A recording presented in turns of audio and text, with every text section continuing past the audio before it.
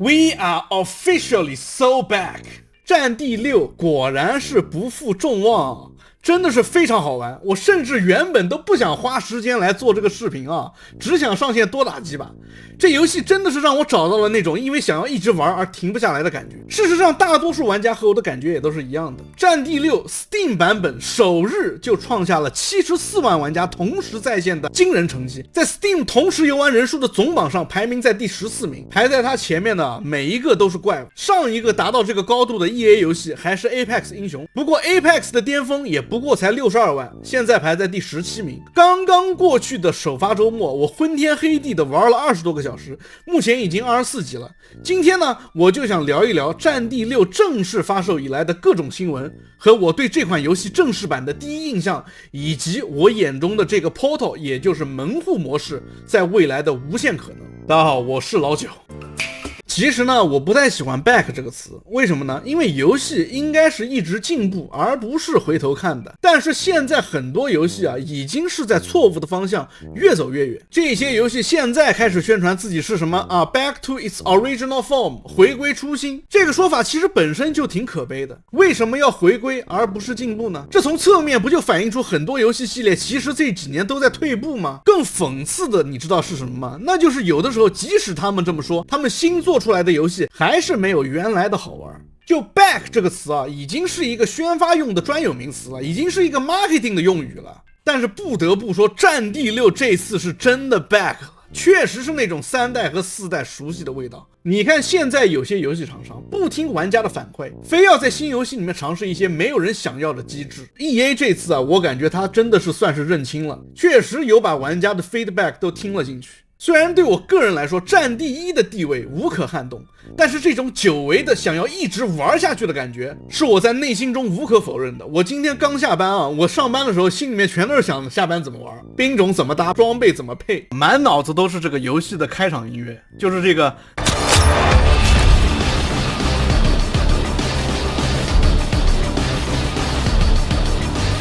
真的是很久都没有这种感觉了。不过你要说缺点也绝对是有的，甚至这个缺点都有点过分了。周五我在我这边这个悉尼时间等到凌晨2点想要直播的时候啊，我发现只要我开着直播软件 OBS 玩的话，那么游戏就必然会报错。报错之后，如果我想要再打开，我就进不去游戏了，只能重启，导致我直播中断了3次。后来实在是断太多次了，我就放弃了。不得不说，这个首发游戏确实还是主机要更加稳妥一些，因为我没有看到多少 PS5 玩家在抱怨游戏崩溃的，虽然说也有，但是非常非常少。但是 PC 就有很多了，那个 DirectX 报错，还有游戏突然的闪退，或者是 EA 的那个 Anti-Cheat 的程序运行完之后进不了游戏，层出不穷。而且好像越新的硬件，它问题出现的概率越大，尤其是 X3D 和50系的显卡，我不知道是不是我个人的感觉，但是感觉网上有这么一种说法。后来我怎么玩的呢？我现在是一开机什么都不干，把 Wallpaper Engine 关掉之后，直接进入战地6，就能大概率一直玩而不崩溃。我用这种方法玩到现在只崩溃过1次，是直接的那种闪退，而不是 DirectX 报错。抛开这个崩溃问题，这个游戏的优化是确实好。我个人呢是5090的显卡，画质全高，在5120乘以1440的分辨率，也就是32:9的超宽屏，这个分辨率相当于 4K 89%的像素点。开 DLSS 加帧生成可以直接300到400帧，如果我开 DLAA 然后不开 DLSS 和帧生成，也能稳定120帧，比之前那个无主之地4强上太多了。然后我又拿 ROG Ally 试了一下，全部拉到最低画质 900p， 开了 FSR 的超级性能档，然后不开帧生成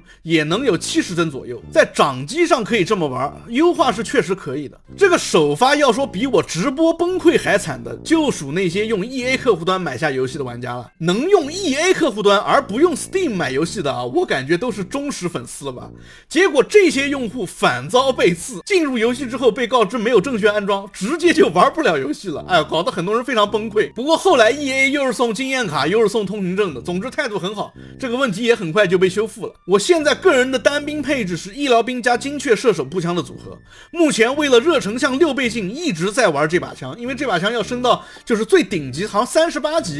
级的时候才能解锁这个热成像6倍镜。个人等级和枪械的升级啊，确实和很多人所诟病的一样非常慢。虽然说你可以用用门户去刷枪啊，但是有点过于无聊了。如果你又想打得爽又想升级快，我建议你去打官方的这个门户模式。这个模式呢 bot 比人多，打得比较爽。前期你可以在那里多混混，熟悉操作，熟悉枪械，在真刀真枪进入多人 PVP 之前，至少先把基础配件给刷到，这样会比较好。不然你直接去玩多人，很有可能被老鸟各种虐。我是更希望看到他们能把闪退的问题好好修一下，因为我现在真的是只能玩战地，不敢开别的。如果说我可以一边刷网页一边玩的话，体验会更好，因为有时候我会去查资料，去查一些枪的配装。现在呢，这个工作就只能用手机来干了，因为我怕玩游戏的时候再开一个网页会让战地6直接崩溃。不过相较于之前的2042和战地5的首发啊，这一次的这个首发，这次战地6的首发真的已经是非常的不错了。然后说到这个枪械不固定兵种的这个设定啊，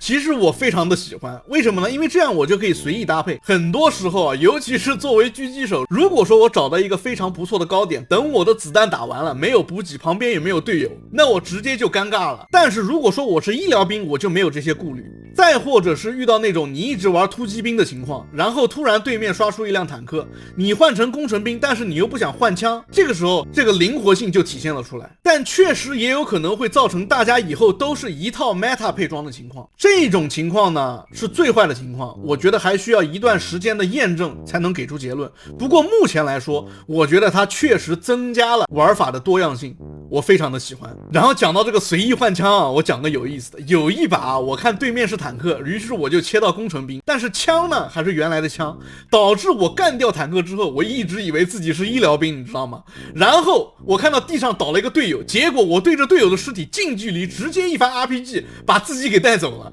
因为工程兵的 RPG 和医疗兵的除颤器都是按按键3切换的，直接肌肉记忆拉满，把自己给弄死了。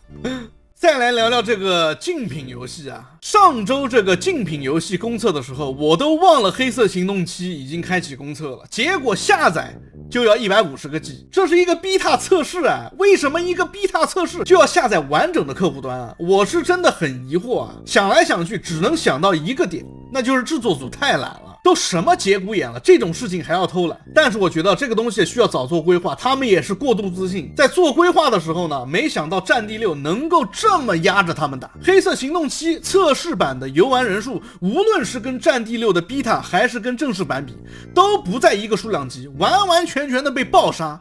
你可别说我捧尼采一啊，我觉得这对使命召唤系列来说绝对是一件好事。使命召唤的开发者之前过得太舒服了，游戏嘛随便做做，一堆人习惯性买单，这一波压力绝对是给到了。制作组前后发了很多公告，先是说啊，我们删除了 skill based matchmaking， 就是那个根据战绩给你匹配比赛的那个机制，然后他们第一次啊在 beta 测试中加入了僵尸模式让你去玩，后来他们又说哦，他们的皮肤也要回归本源了。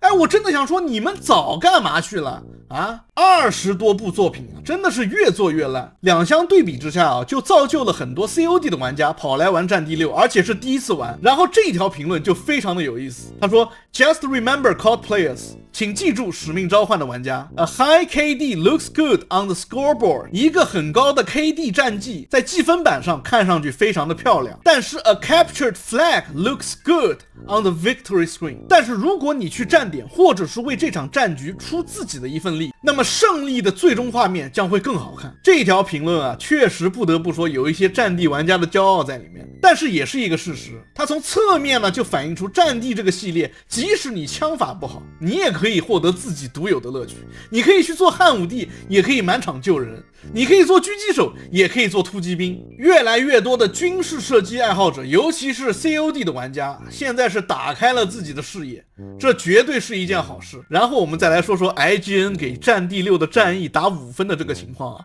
我没有玩战役，不过说实话我也不意外。为什么呢？因为评价战地系列的战役啊，我举一个不太恰当的例子啊，就好像你去麦当劳吃了一份炸鸡，然后转头就说这个炸鸡没有肯德基好吃一样。不过啊，其实我是希望战地系列的战役能够做好的。虽然说做不好已经是这个系列的传统了，但是如果说它能更好，那当然是最好。希望在沙特王爷们接手之后，这种情况能够有所改变。很多不爽 IGN 的玩家直接开呛 IGN， 说 IGN 龙腾世纪影帐守护者给他打了8分，结果给战地6打了5分，说是要讨个说法，也是挺有意思的。然后呢，就是这个门户模式，我靠，这个门户模式我跟你说，在我看来非常的牛叉。游戏上线还不到48个小时，使命召唤的著名地图 Shipment 就已经被人用这个门户模式给做出来了，而且现在又有大神啊做了一个在战地内运行的小游戏，很多人马上就想到了 Doom， 调侃说马上 Doom 就要在战地6里面运行了。我也觉得这个是非常快的事情，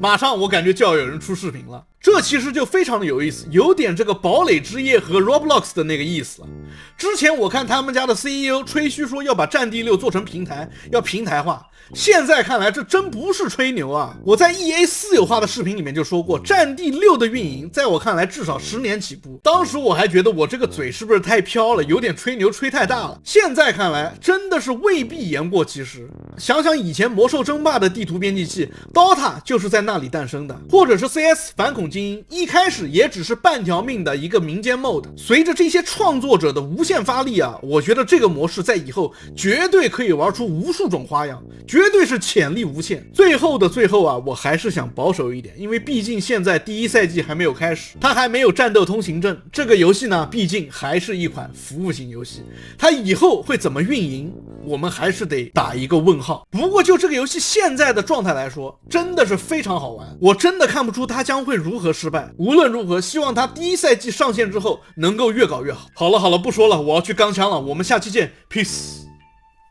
这特好 I don't give a damn。我天，我觉得我是帮你省了100万，天哪，特好。你看，你自己看。